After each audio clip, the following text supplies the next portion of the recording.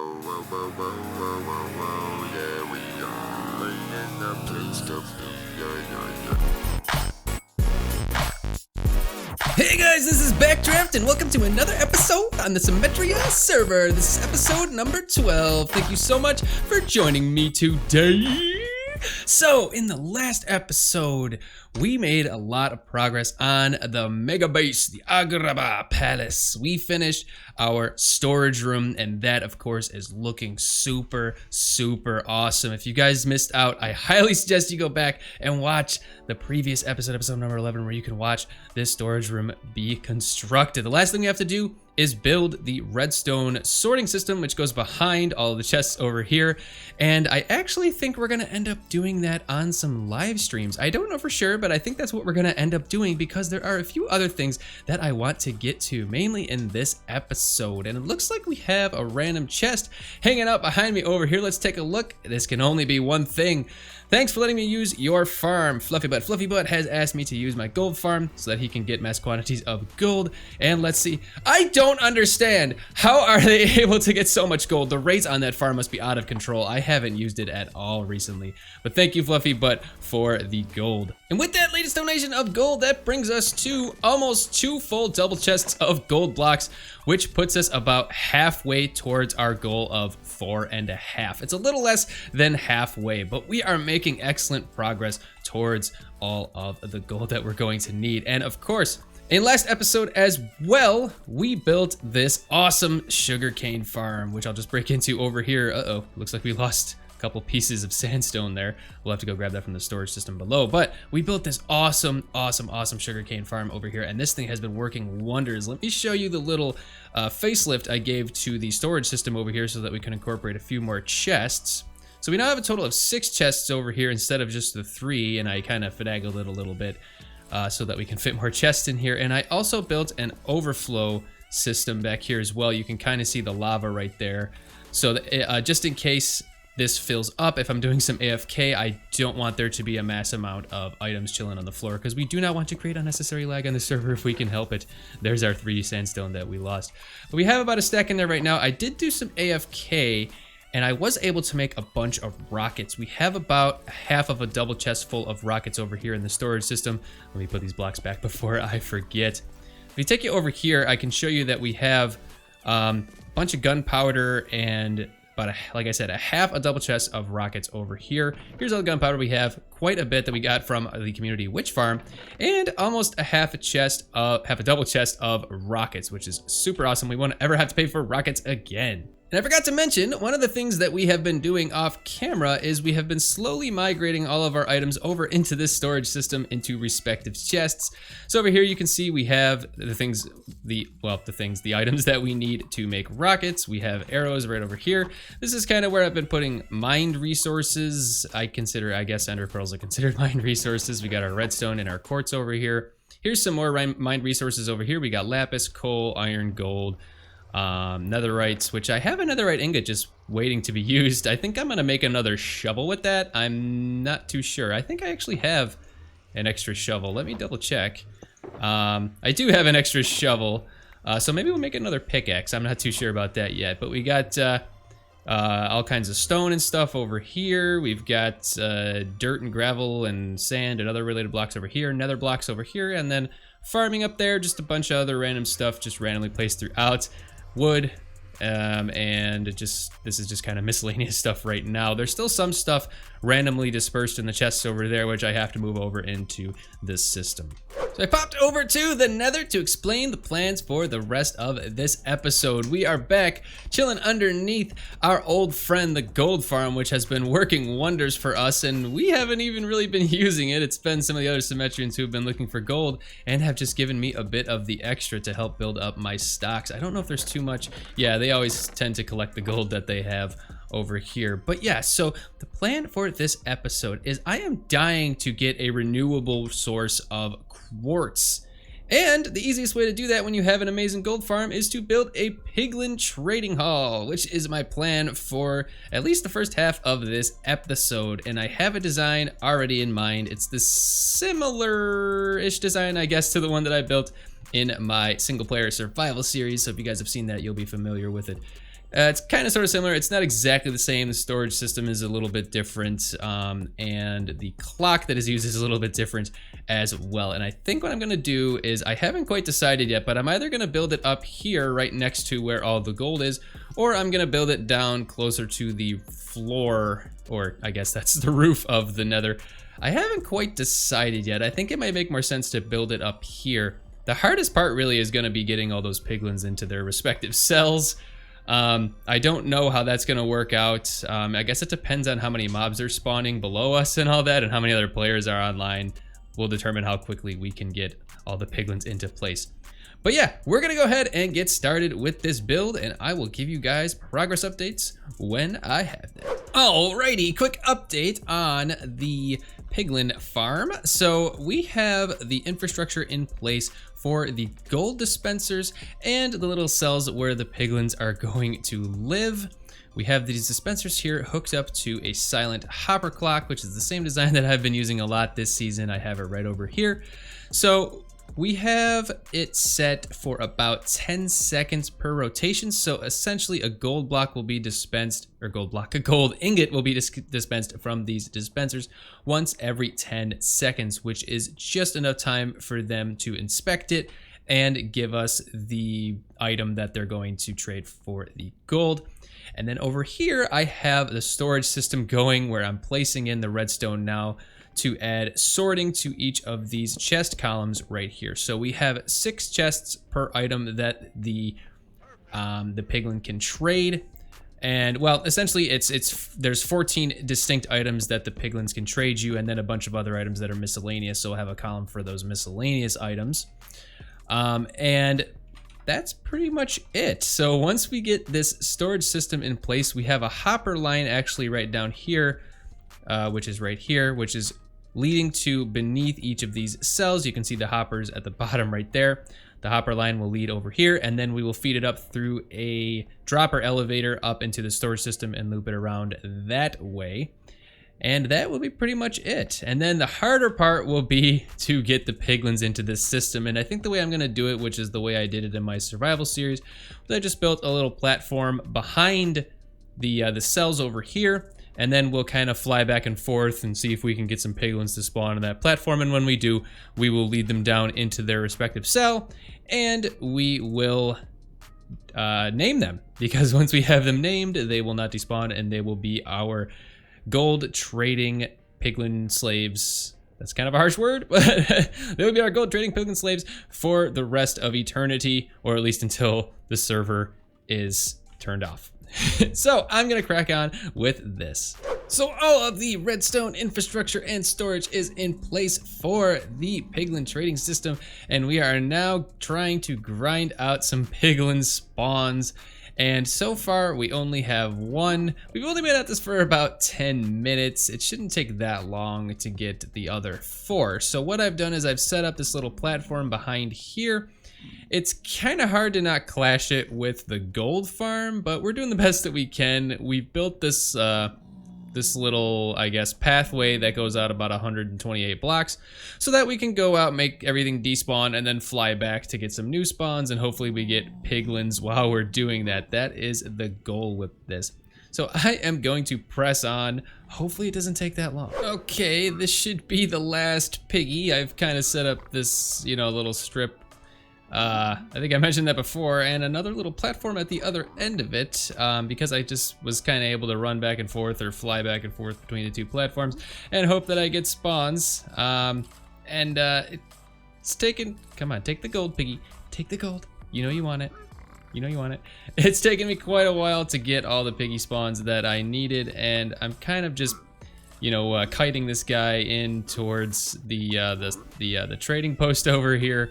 But he is piggy number 5, and we should be all set once we get him into place. Alrighty, so we finally have all 5 of the piglins in place, and that took way longer than I would have liked it to, just because, well, there's a lot of people online regularly, and it didn't seem like the piglins were spawning very often. I was flying back and forth between the little spawn pads that I made for hours, it seemed like, and finally was able to get the 5 piglins that I needed for this system. We might have to expand it a little bit because I'm used to the original Piglin Traders where you just get a crazy amount of items, and I think they nerfed it a bit since then, but this should work for now. So let me show you what we got going on. I got the 15 storage chests over here.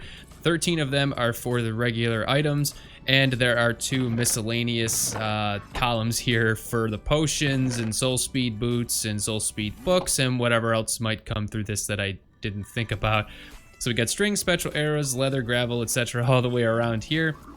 And that's pretty much it. The only other thing that I built that I haven't really shown yet is this, I guess, safety net system right here. So it detects from this comparator here the output from this hopper. So if that hopper has, I think it's like 100-ish items jammed up in it, it will actually deactivate the clock. So no more gold will be dispensed until the hoppers can catch up and get the items into the system. That way, if it ever backs up, it's not going to back up too far, and we're not going to end up losing items, because if it is able to back up to the hoppers that are directly underneath the piglins, then the items could potentially despawn, or the piglins could pick them up, and we don't want that to happen. So with the safeguard in place, this system should work flawlessly. And I'm going to be doing some AFK with this system. I'm just going to kind of sit around, I guess, down here somewhere. I don't know if I sit up at the AFK platform up there. I don't know if this is going to be active. I'll have to test it out. But for now, I think I'm just going to build a little temporary hut down here that I can AFK in, and I think we'll actually activate the gold farm, so we will be able to get a little bit of gold. And for the record, the amount of gold I have put into the traders over here, I've filled up each of these dispensers fully. You can see there's already some gold that I've used up. I've been testing it out a lot, but I have filled up each dispenser fully with 9 stacks of gold, so it should be able to go for quite a while. But anyway, we're gonna have to get to some AFK with this farm, and of course there's still a few other things that I want to do in this episode. So I just spent a couple hours AFKing, and this thing has gotten me quite a bit of loot. So all of the gold is completely gone. That was 5 times 9, 45 stacks of gold, and we have got quite a bit. So we have, this is what I was pretty much after. Quite a bit of quartz. Blackstone and gravel are probably the most frequently given items. Ender pearls, we don't really care too much about ender pearls. Soul sand, not too shabby. Iron nuggets, not too shabby. Don't really care too much about that. Ton of crying obsidian, ton of obsidian, which is really useful. A ton of nether brick, which is actually really useful because we have been using a lot of red nether brick in our builds this season. A bunch of leather, which of course is awesome. I'm probably going to be transferring a lot of that back to my base with some of the other stuff we have. Spectral arrows, which I could really care less about. String, which is really handy because I think we're gonna need some more wool, and then of course a bunch of potions, boots, and books. And we do have a few soul speed 3 books, which of course I'll be putting on my boots so we can finally have soul speed. Not a bad haul at all. So I'm currently in the process of giving the portal to the nether roof above my base a little bit of a facelift in preparation for what we're going to be doing down below in just a little bit. So I've built this massive portal up here, and I've surrounded it with gold blocks, and you know what? It's just a major flex. That's all I did it for, and to let people know that this leads to my gold farm as well, because there are a bunch of other Symmetrians that have been using my gold farm. As you know, we will be replacing all of the blocks, as you can see, yellow concrete as far as the eye can see, with gold eventually. So the idea here is I'm going to be building one staircase up on this side and then another staircase up on this side just to make it look a little pretty. I don't know if we're ever going to do anything else in this top spire up here, but yeah, I just wanted to make this look a little better because I hated the fact that it was just a portal floating above nothing. And like I said before, if I just scooch down this scaffolding right here, we are going to be doing something with this room right here as soon as we are done, and I'll let you know a little bit more about that when we get there. We're all set to start the next project, and I don't think I mentioned it before. If I did, well, I'm gonna mention it again. We are going to be building our bedroom in the Agraba Palace. We are at the top of the central tower, the gigantic one with the huge spire. And this is where we're going to be throwing our bedroom, and I have a really awesome design for this. It involves a balcony and some ladders to get up to the above inside of the spire where we have the portal and the staircases up to it, which I was just showing you guys a couple seconds ago. And yeah, I got all my shulker boxes here with all the materials that we need to get this bedroom up and running, and it is gonna look super sick when it's done. And I think we're gonna do this in a third-person time lapse. So let's roll that music, and I hope you guys enjoy.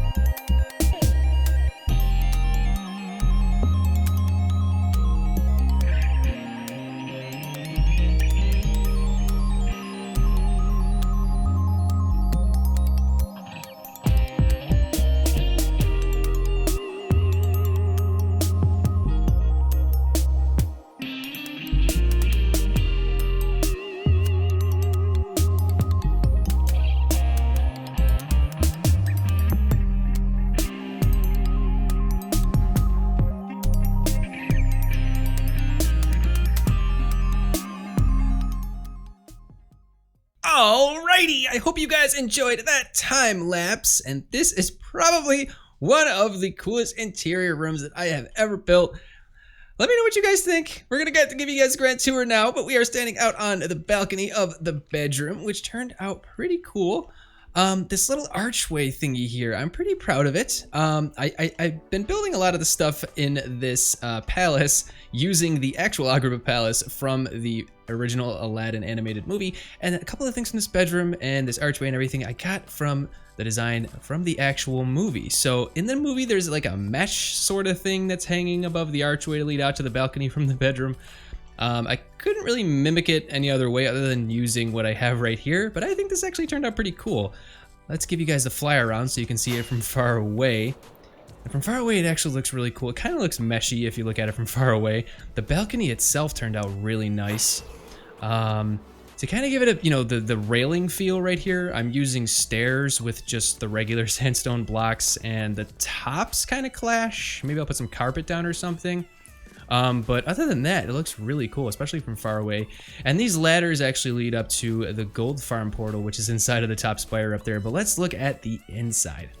So in this corner over here of the bedroom, we have our little, I guess, garden display sort of thing, which actually turned out really cool.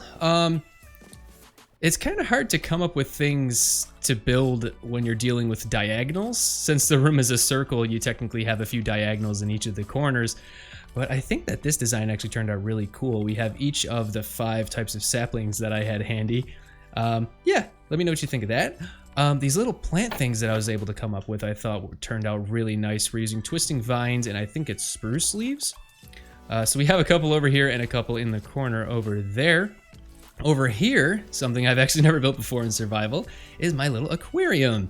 We used Blackstone, which I thought kind of mimicked, the feel of an aquarium, sort of, kind of, the chiseled Blackstone. We have the glass, and I kind of decorated with a couple little features inside, and I went into the nearby ocean and got a bunch of tropical fish. And we did have a pufferfish, but for some reason, it just decided it didn't want to live anymore, and it just keeled over and died. I don't know what happened. Rip pufferfish. Anyway, we have the carpet design in the middle of the bedroom, and underneath this carpet is a bunch of glowstone to help light up the room. And the design I came up for this carpet, I think, lines up really well with the palette and the rest of the palace that we've been using, and kind of like the Arabian Nights theme that we've been going for. What next? Let's go over the bed. So this bed design, something I came up with. It's really cool.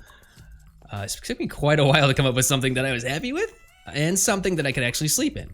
And you're probably wondering, Backdraft, what are you talking about? You can't sleep in that bed. What are you, some kind of noob? Nope, I'm not some kind of noob, because check it out. Hidden bed. Yep, I can sleep whenever I'm tired. Just pop off that piece of carpet and put it back when I'm done. Next level play. Get at me. Next up, we have the jacuzzi tub over here. And as you can see, it's pretty steamy and ready for me to jump on in whenever I feel like it. We're actually getting the smoke effect using some campfires, which are below the water level. And over here we have our little like haircut / salon area where my personal stylist will be cutting my hair. And we have these designs for mirrors, which I actually didn't come up with. I got this design from Corrales. It's pretty cool. You just use some dyes and your loom on a few banners and you get what looks like a mirror. Especially from far away, it looks almost exactly like a mirror, which is really cool. We have our lounge area over here, once again, using these cool little trees that I came up with, and a sectional couch with a couple pillows in each of the corners for when we want to chill. And I think that's about it, other than the chandelier is the last little thing that I spent some time designing. So it's using sea lanterns, chains, we have the soul lanterns, I can never remember the name of that. And of course we're using warped wood throughout it as well, and it is a pretty cool design. It does light up the room a little bit, but not too much, it's more for show, and I think it kind of ties the room together, much like the rug. But anyway, ladies and gents, let me know what you guys think. This is the first time I actually designed a bedroom. But yeah, leave a like if you guys liked the video. That's all the time I have for today. If you really enjoyed it, then hit that subscribe button and the bell for notifications for future episodes on the Symmetria server. And I will see you guys again. Take care. Bye-bye.